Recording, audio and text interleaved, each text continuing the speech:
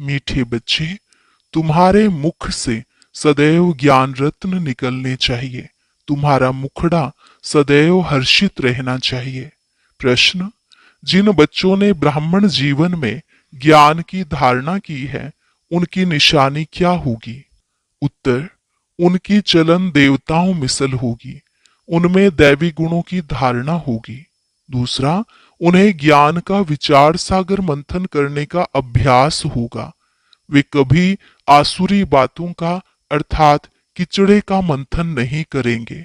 तीसरा, उनके जीवन से गाली देना और ग्लानि करना बंद हो जाता है। चौथा, उनका मुखड़ा सदा हर्षित रहता है। ओम शांति। बाप बैठ समझाते हैं ज्ञान और भक्ति के ऊपर। यह तो बच्चे समझ गए हैं, भक्ति से सद्गति नहीं होती है और सतयुग में भक्ति होती नहीं। ज्ञान भी सतयुग में मिलता नहीं। श्री कृष्ण न भक्ति करते हैं न ज्ञान की मुरली बजाते हैं। मुरली माना ही ज्ञान देना। गायन भी है ना, मुरली में जादू, तो जरूर कोई जादू होगा ना। सिर्फ मुरली बजाना वह तो कॉमन फकीर लोग भी बजाते रहते हैं। इस मुरली में ज्ञान का जादू है। अज्ञान को जादू तो नहीं कहेंगे, मुरली को जादू कहते हैं। मनुष्य से देवता बनते हैं ज्ञान से। जब सतयुग है तो इस ज्ञान का वर्षा है। वहां भक्ति होती नहीं, भक्ति होती है द्वापर से, जबकि देवता से मनुष्य बन जाते हैं। मनुष्यों को विकारी, देवताओं को निर्विकारी कहा जाता है। देवताओं की सृष्टि को पवित्र दुनिया कहा जाता है। अभी तुम देवता बन रहे हो। ज्ञान किसको कहा जाता है?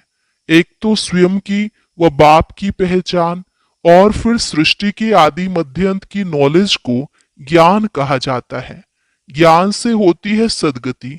फिर भक्ति शुरू होती है तो उतरती कला कहा जाता है, क्योंकि भक्ति को रात, ज्ञान को दिन कहा जाता है। यह तो कोई की भी बुद्धि में बैठ सकता है, परंतु दैवी गुण धारण नहीं करते हैं। दैवी गुण हो तो समझा जाए ज्ञान की धारणा है। ज्ञान की धारणा वालों की चलन देवता मिसल होती है। कम धारणा वालों की चलन मिक्स रहती है। धारणा नहीं तो गोया वह बच्चे ही नहीं। मनुष्य बाप की कितनी ग्लानि करते हैं। ब्राह्मण कुल में आते हैं तो गाली देना, ग्लानि करना बंद हो जाता है। तुमको ज्ञान मिलता है, उस पर अपना विचार सागर मंथन करने से अमृत मिलेगा। विचार सागर मंथन ही नहीं करते तो बाकी क्या मंथन होगा? आसुरी विचार, उनसे किचड़ा ही निकलेगा। अभी तुम ईश्वरीय स्टूडेंट हो, जानते हो मनुष्य से देवता बनने की पढ़ाई पढ़ रहे हैं। देवताएं यह पढ़ाई नहीं पढ़ाएंगे। देवताओं को कभी ज्ञान का सागर नहीं कहा जाता। ज्ञान का सागर तो एक को ही कहा जाता है। दैवी गुण भी ज्ञान से धारण होते हैं। यह ज्ञान जो तुम बच्चों को अभी मिलता है, यह सतयुग में नहीं होता। इन देवताओं में दैवी गुण है। तुम महिमा भी करते हो सर्वगुण संपन्न, तो अभी तुमको ऐसा बनना है। अपने से पूछना चाहिए, हमारे में सब दैवी गुण है या कोई आसुरी अवगुण है? अगर आसुरी अवगुण है तो उनको निकाल देना चाहिए, तभी देवता बनेंगे, नहीं तो कम दर्जा पा लेंगे। अभी तुम बच्चे दैवी गुण धारण करते हो, बहुत अच्छी अच्छी बातें सुनाते हो। इनको ही कहा जाता है पुरुषोत्तम संगम युग। जबकि तुम पुरुषोत्तम बन रहे हो तो वातावरण भी बहुत अच्छा होना चाहिए। मुख से कोई भी छीछी बात ना निकले, नहीं तो कहा जाएगा यह कम दर्जे का है। बोलचाल और वातावरण से झट पता पड़ जाता है। तुम्हारा मुखड़ा सदैव हर्षित होना चाहिए, नहीं तो उनमें ज्ञान नहीं कहा जाएगा। मुख से सदैव रत्न निकले। यह लक्ष्मी नारायण देखो कितने हर्षित मुख हैं। इन्हों की आत्मा ने ज्ञान रत्न धारण किए थे। मुख से सदैव ज्ञान रत्न निकलते हैं। रत्न ही सुनते सुनाते कितनी खुशी रहती है। ज्ञान रत्न जो अभी तुम लेते हो, फिर ये सभी हीरे जवाहरात बन जाते हैं। 9 रत्नों की माला कोई हीरे जवाहरातों की नहीं है, इन ज्ञान रत्नों की माला है। मनुष्य लोग फिर वह रत्न समझ अंगूठियां आदि पहन लेते हैं। इन ज्ञान रत्नों की माला पुरुषोत्तम संगम युग पर पड़ती है। यह रत्न ही तुमको भविष्य 21 जन्मों के लिए माला माल बनाते हैं। इनको कोई लूट न सके। यहां तुम यह हीरे जवाहरात पहनो तो झट कोई लूट ले जाए। तो अपने को बहुत बहुत समझदार बनाना है। आसुरी अवगुणों को निकालना है। आसुरी अवगुणों से शक्ल ही ऐसी हो जाती है। क्रोध में लाल लाल तांबे जैसी शक्ल हो जाती है। काम विकार वाले तो काले बन जाते हैं। तो बच्चों को हर बात में विचार सागर मंथन करना चाहिए। यह पढ़ाई है ही बहुत धन पाने की। वह पढ़ाई कोई रत्न थोड़े ही है। हाँ, नॉलेज पढ़कर बड़ा पोजीशन पा लेते हैं। तो पढ़ाई काम आई, ना कि पैसा। पढ़ाई ही धन है। वह है हद का धन, फिर यह है बेहद का धन। है दोनों पढ़ाई। अभी तुम समझते हो, बाप हमको पढ़ाकर विश्व का मालिक बना देते हैं। वह अल्पकाल क्षण भंगूर की पढ़ाई है, एक जन्म के लिए। फिर दूसरे जन्म में नए सिर पढ़ना पड़े। वहां धन के लिए पढ़ाई की दरकार नहीं। वहां तो अभी के पुरुषार्थ से अकीचार अथाह धन मिल जाता है। धन अविनाशी बन जाता है। देवताओं के पास धन बहुत था। फिर जब भक्ति मार्ग अर्थात रावण राज्य में आए तो कितना था, कितने मंदिर बनाए हुए हैं। फिर आकर मुसलमानों आदि ने धन लूटा, कितने धनवान थे। आज की पढ़ाई से इतना धनवान कोई बन नहीं सकेंगे। तुम अभी जानते हो हम इतनी ऊंची पढ़ाई पढ़ते हैं जिससे यह देवी देवता बनते हैं। तो पढ़ाई से देखो मनुष्य क्या बन जाते हैं, गरीब से साहूकार। अभी भारत भी कितना गरीब है। साहूकारों को तो फुर्सत ही नहीं है। अपना अहंकार रहता है, मैं फलाना हूं। इसमें अहंकार आदि मिट जाना चाहिए। हम आत्मा हैं। आत्मा के पास तो धन दौलत हीरे जवाहरात आदि कुछ भी नहीं है। बाप भी कहते हैं देह सहित सब संबंध छोड़ो। आत्मा शरीर छोड़ती है तो साहूकारी आदि सब खत्म हो जाती है। जब नए सिर पढ़कर फिर धन कमावे या दान पुण्य अच्छा किया हो तो साहूकार के घर जन्म लेंगे। कहते हैं ना, पास्ट के कर्मों का फल है। नॉलेज का दान किया होगा, वह कॉलेज धर्मशाला आदि बनाई है तो उसका फल मिलता है, परंतु अल्पकाल के लिए। यह दान पुण्य भी यहाँ किया जाता है, सतयुग में नहीं किया जाता है। सतयुग में अच्छे ही कर्म होते हैं क्योंकि अभी का वर्षा मिला हुआ है। वहां कोई का भी विकर्म होता नहीं क्योंकि रावण ही नहीं है। गरीबों का भी विकर्म नहीं बनेगा। यहाँ तो साहूकारों के भी विकर्म बनते हैं, तब तो यह बीमारियां आदि दुख होते हैं। वहां विकार में जाते ही नहीं तो विकर्म कैसे बनेंगे। सारा मदार है कर्मों पर। यह माया रावण का राज्य है जो मनुष्य विकारी बन जाते हैं। बाप आकर पढ़ाते हैं निर्विकारी बनाने लिए। बाप निर्विकारी बनाते हैं, माया फिर विकारी बना देती है। रामवंशी और रावण वंशी की युद्ध चलती है। तुम बाप के बच्चे हो, वह रावण के बच्चे हैं। कितने अच्छे अच्छे बच्चे माया से हार खा लेते हैं। माया बड़ी प्रबल है, फिर भी उम्मीद रखते हैं। अधम से अधम, बिल्कुल पतित का भी उद्धार करना होता है ना। बाप को तो सारे विश्व का उद्धार करना होता है। बहुत गिरते हैं, एकदम चट खाते में अधम से अधम बन जाते हैं। ऐसे का भी बाप उद्धार करते हैं। अधम तो सब हैं रावण राज्य में, परंतु बाप बचाते हैं। फिर भी गिरते रहते हैं तो बहुत अधम बन जाते हैं। उनका फिर इतना चढ़ना नहीं होता है। वह अधम पना अंदर खाता रहता है। जैसे तुम कहते हो अंत काल जो श्री सिमरे, उनकी बुद्धि में वह अधम पना ही आता रहेगा। तो बाप बैठ बच्चों को समझाते हैं, कल्प कल्प तुम ही देवता बनते हो। जानवर बनेंगे क्या, मनुष्य ही बनते हैं और समझते हैं। इन लक्ष्मी नारायण को भी नाक कान आदि हैं, मनुष्य है ना, परंतु दैवी गुणों वाले हैं, इसलिए इनको देवता कहा जाता है।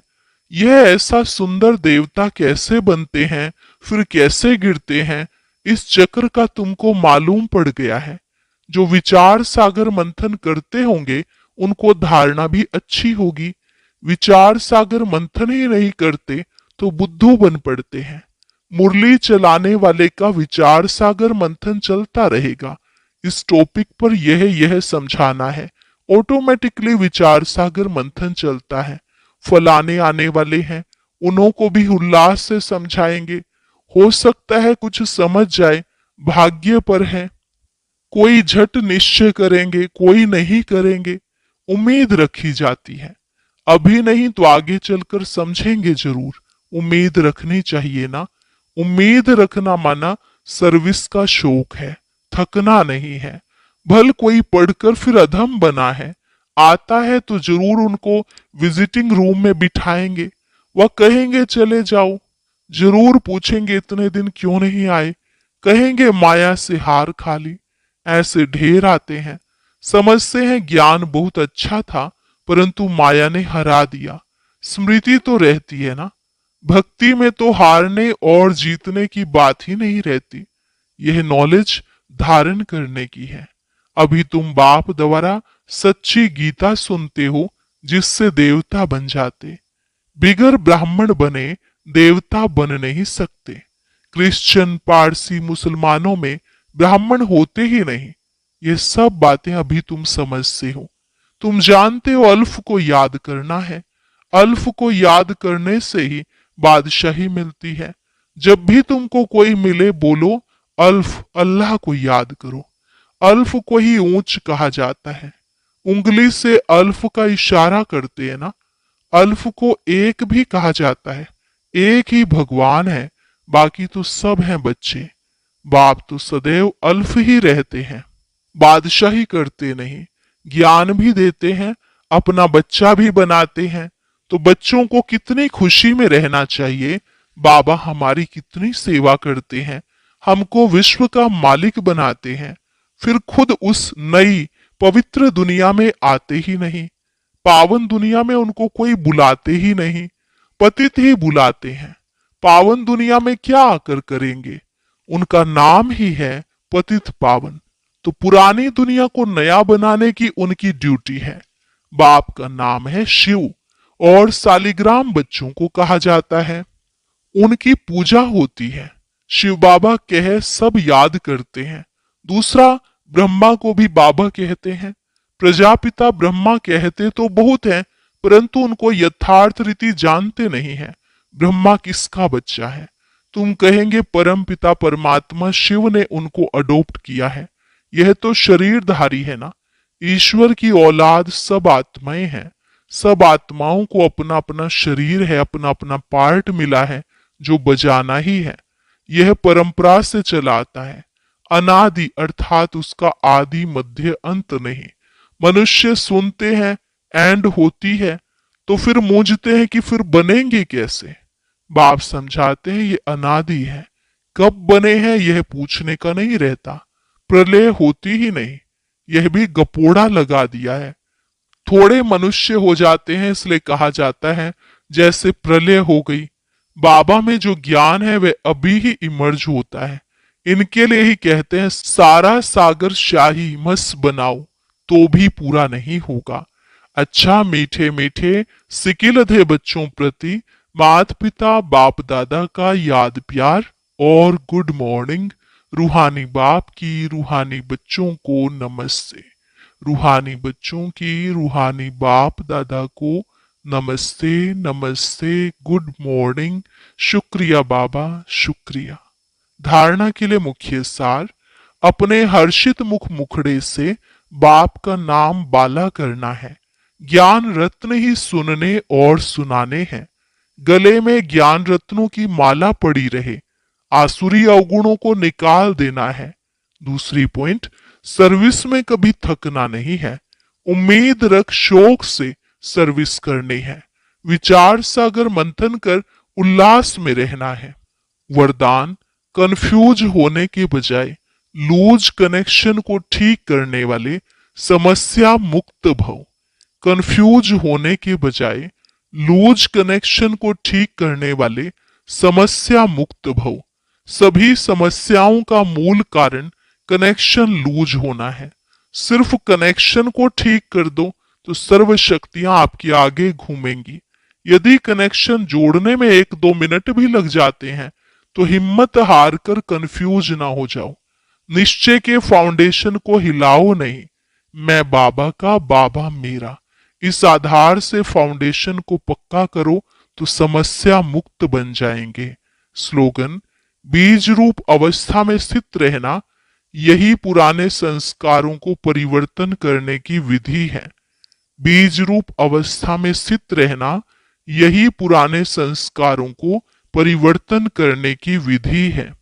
अव्यक्त इशारा: इस अव्यक्ति मास में बंधन मुक्त रहे, जीवन मुक्त स्थिति का अनुभव करो।